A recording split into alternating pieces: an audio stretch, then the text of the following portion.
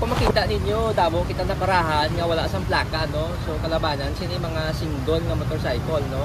So ang ginobra dato, no, as per instruction sa aton presidente, no, sa SONA sa aton presidente, at ang plaka, no, nga ano na, no, sobra 10 years, no, since 2014 hasta 2022 na imprinta na ina, no, inang backlog or inang problema sa una na imprinta na sa aton nga LTO, no, paagi na sa bando sa aton nga Assistant Secretary Vigor Mendoza kag Secretary Vince Dizon.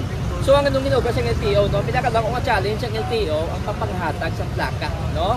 So ang papanghatag sa plaka diri sa aton sa Region 6, no, may ara kita initial na mga 300,000 plus ka mga plaka nga backlog, no, alin sa 2014. So ang ginobra sa aton ng Regional Office, no, pagi sa bando sa aton Regional Director at ginaparahan na, no, way kami kapara para magdakop, no, kapara kita kay para maghatag sa plaka sa aton motorista, no, ikabahin ni sa aton mga initiatives.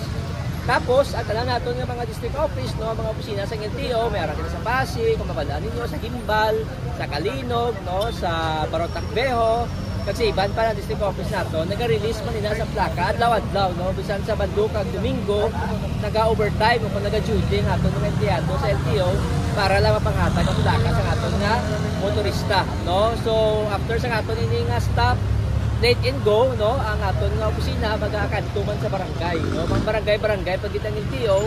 Kaya balaan mo kung mamanawagan lang kita, no, pareho sa inyo sa aton sa media, gabulig, dako bulig nyo sa amon, actually no manawagan. Pero kung isa, kita pala nga Pilipino, may ara kita yung kultura, kung isa, kung hindi kita yung magdakpon, hindi kita magpalapit sa LTO, no?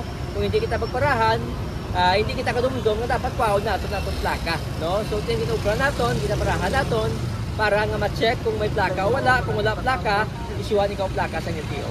Subong ang dasa ng atong patrol 18, no, 80 ni ka plaka, no. Then after sa nadire, masaydo naman kita sa isa ka lugar, no. So ga random kami, no, sa mga plaza kag sa iban nga mga kung din madamo sa lakyan nga nagaagi, no. So ang bilog naton ka patrol, no, apat naton ka patrol sa region gagwa na, no. So gadalay na sa tag isa ka karton nga plaka para nga mahatag og issue sa atong motorista. Yes, kahapon yung sugod ang aton stop plate and go, no? Pero ang aton yung mga initiatives before sini, mga 2 months lang namin na ginobra, no? Kundi makita man ninyo sa among social media, sa aton sa inyo sa media, gina-share, ginapa-reach out namon, no, sa mga turista na may plaka na, no? Ang wala plaka, may plaka na ta, kagtuan nila sa LTO, kay para sa tion nga kundi nga mandakop ta kami sang wala plaka, hindi na kamo magsagi palagi sa LTO kay wala kamo plaka. Actually, ang ila plaka ni nabayran namin sa aton nga mga motorista, no? Sang ang mga replacement, no, kung makita ninyo, may mga puti kita nga plate, subong ang tanging plaka standard na para sa motor, no? Muna makita niyo may color, no, sa dalom either blue, red or green. So may replacement plate ang replacement plate dugay nyo na inabayran, no? So kwaon nyo na ina sa LTO office para istan ang daan yung mga plaka, or kung maparahan ka mo dire kag ang plaka nyo ara, automatic i-release sina sa inyo. Renew ka sila, no? Hindi ikaw ka-renew sa LTO kung wala ikaw plaka, no? So kung magkadto for example mag-renew kita dito magi kailangan smoke test. Paglabot mo sa smoke test, kung wala kang plaka hindi ka dito kapusin.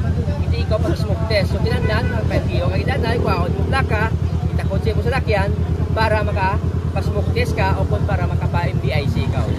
Kung unregistered ka, unregistered again. Pero kung maglabay mo din nga man imong plaka kag nakabal ka nga wala ka pa rin yung kaway ka plaka, i-consider naton. Pero dapat within the day